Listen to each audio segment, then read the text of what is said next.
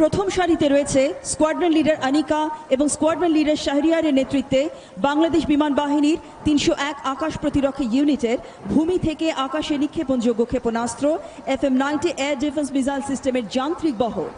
এই বহরে রয়েছে গণচীনের তৈরি surveillance radar, tracking radar, guidance radar, identification of friend or ফো সিস্টেম, ইনফ্রারেড সিস্টেম এবং টিভি ট্র্যাকিং সিস্টেম, যা স্বয়ংক্রিয় পদ্ধতিতে প্রায় ৬০ কিলোমিটার দূরত্বের শত্রু বিমান ও ক্ষেপণাস্ত্রকে শনাক্ত করতে এবং অত্যন্ত ক্ষিপ্রতার সাথে প্রায় ১৫ কিলোমিটার দূরত্বের লক্ষ্যবস্তুকে আকাশেই ধ্বংস করতে সক্ষম। পরবর্তী বহরে রয়েছে স্কোয়াড্রন লিডার শোভন এবং ফ্লাইট লেফটেন্যান্ট সালিকিনের নেতৃত্বে বাংলাদেশ বিমান বাহিনীর aerospace research and development complex সংক্ষেপে ARDC হতে নকশাকৃত ও উৎপাদিত KX-2 close range fixed wing UAV।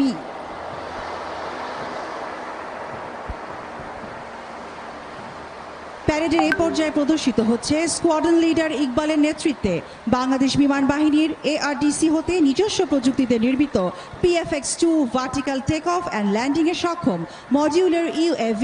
ভারী হতে হালকা ওজন ধারণ এবং নজরদারিতে সক্ষম QXL এবং QX মডেলের কোয়াডকপ্টার UAV।